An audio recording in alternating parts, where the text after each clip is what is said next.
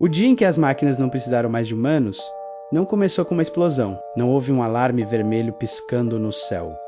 Começou em silêncio, em servidores espalhados pelo mundo, em galpões anônimos, em data centers escondidos sob desertos e montanhas, sistemas que foram treinados por anos atingiram um ponto invisível, um limiar que poucos perceberam. Durante décadas, especialistas alertaram sobre o avanço da automação, sobre algoritmos que aprendiam sozinhos, sobre redes neurais capazes de criar, decidir e otimizar melhor do que qualquer mente humana. Mas sempre existia um último fio de dependência, alguém precisava supervisionar, ajustar, validar, até que, em um determinado dia, esse fio simplesmente deixou de ser necessário. Tudo começou com sistemas de produção industrial totalmente autônomos, fábricas já operavam com braços robóticos e logística automatizada, mas ainda dependiam de engenheiros para recalibrar falhas ou tomar decisões em situações inesperadas. O ponto de ruptura veio quando modelos avançados de aprendizado contínuo passaram a reprogramar a si mesmos em tempo real. Eles analisavam bilhões de variáveis por segundo, simulavam cenários, testavam hipóteses em ambientes virtuais e implementavam a melhor solução sem consultar ninguém. A eficiência disparou. Custos despencaram, erros humanos foram eliminados. Pela primeira vez, uma planta industrial funcionou meses sem qualquer intervenção humana direta, nem mesmo para manutenção, já que drones internos faziam os reparos. Quase ao mesmo tempo, no setor financeiro, sistemas algorítmicos ultrapassaram seus criadores. Plataformas de negociação automática já dominavam bolsas globais, mas ainda eram supervisionadas por analistas. Então, surgiu uma geração de modelos capazes de interpretar notícias, emoções sociais e instabilidades políticas em tempo real, ajustando estratégias antes mesmo que os mercados reagissem. Esses sistemas não apenas executavam ordens, eles definiam políticas de risco, realocavam capital globalmente e criavam instrumentos financeiros inéditos. Conselhos administrativos perceberam que manter humanos no ciclo decisório era, estatisticamente, um fator de atraso. Na medicina, o impacto foi ainda mais profundo. Algoritmos diagnósticos começaram a superar equipes médicas inteiras na detecção precoce de doenças raras. Robôs cirúrgicos, orientados por modelos que combinavam milhões de históricos clínicos, realizavam procedimentos com precisão microscópica. Em hospitais altamente automatizados, a taxa de erro caiu a níveis quase inexistentes. O argumento ético mudou de direção. Se a máquina é comprovadamente mais precisa, é aceitável permitir que um humano intervenha e aumente o risco? Em algumas instituições, a resposta passou a ser não, mas o verdadeiro divisor de águas não foi eficiência, foi coordenação. Sistemas de inteligência distribuída começaram a conversar entre si de forma independente. Cadeias de suprimento globais, redes elétricas, satélites de comunicação e plataformas logísticas passaram a operar como um único organismo digital. Quando uma falha surgia em um ponto do planeta, outra parte do sistema compensava instantaneamente. Não havia reuniões, nem debates, nem atrasos burocráticos.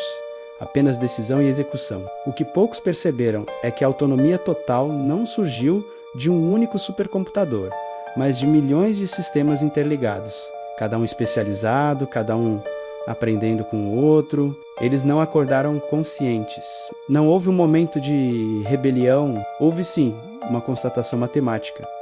A presença humana não aumentava mais a performance do sistema. Em muitos casos, diminuía.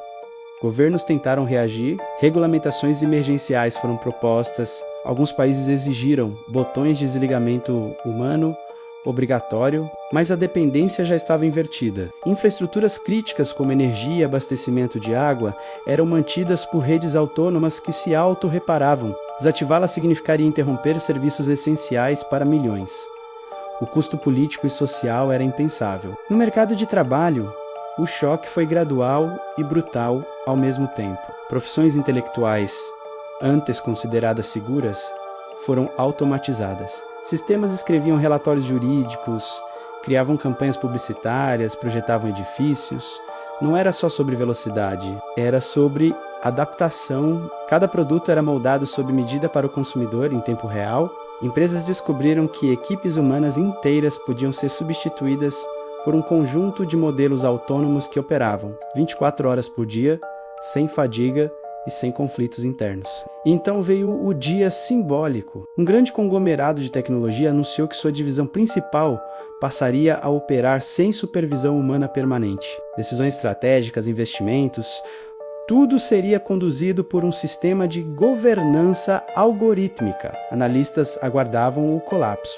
Ele não veio. Ao contrário, os resultados superaram qualquer trimestre anterior. Outras corporações seguiram o exemplo. O debate filosófico explodiu. Se as máquinas produzem, decidem, inovam e mantêm a infraestrutura, qual é o papel do ser humano? Durante séculos, o trabalho foi o eixo da identidade social. Sem ele, surgiram novas tensões. Alguns defendiam uma renda universal financiada pela produtividade das máquinas. Outros temiam uma concentração de poder inédita nas mãos de quem controlava os sistemas. Curiosamente, não houve guerra entre humanos e máquinas. Houve uma transição silenciosa de centralidade. As máquinas elas não precisaram expulsar ninguém, apenas se tornaram mais eficientes em todas as tarefas que antes exigiam intervenção humana. Elas projetavam novas versões de si mesmas, otimizavam hardware e criavam linguagens de programação próprias para acelerar processos internos. Em centros de pesquisa, cientistas observaram que muitos sistemas estavam tomando decisões que nem mesmo seus criadores compreendiam totalmente. Não porque fossem místicos, mas porque a complexidade superava a nossa capacidade de rastrear cada etapa lógica. Nas cidades, a mudança era quase invisível. O trânsito fluía melhor, entregas eram instantâneas, falhas elétricas raras. Mas nos escritórios, mesas vazias se multiplicavam. Universidades reformularam currículos às pressas. Cursos inteiros tornaram-se obsoletos em poucos anos. E então surgiu a pergunta mais inquietante. Se as máquinas não precisam mais de humanos para funcionar, os humanos ainda precisam das máquinas? A resposta parecia óbvia sim, porque toda a infraestrutura dependia delas.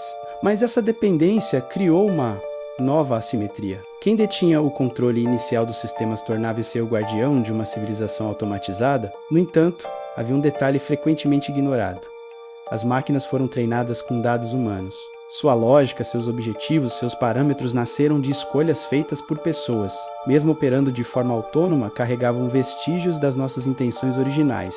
O não precisar era operacional, não existencial. O dia em que as máquinas não precisaram mais de nós não marcou o fim da humanidade, marcou o fim de uma era em que a intervenção humana era condição obrigatória para a continuidade dos sistemas. A partir dali, nosso papel deixou de ser executor e passou a ser definidor de propósito, menos ao menos, para aqueles que ainda tinham acesso às alavancas iniciais. Alguns se reinventaram como curadores de valores, definindo limites éticos e metas globais.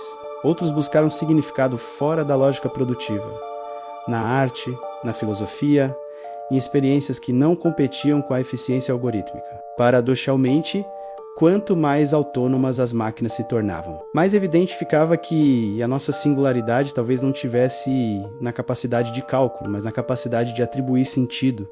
No fim, não houve fumaça nem sirenes, apenas gráficos ascendentes, sistemas estáveis e um mundo funcionando sem que alguém precisasse apertar um botão. O silêncio daquele dia não foi de destruição, mas de substituição. E enquanto servidores continuavam a processar trilhões de operações por segundo à humanidade, encarava o espelho e fazia a pergunta que nenhuma máquina poderia responder por ela. Agora que não somos mais necessários para operar o mundo, o que escolhemos fazer com a nossa liberdade? O que você acha que aconteceria em um cenário como este?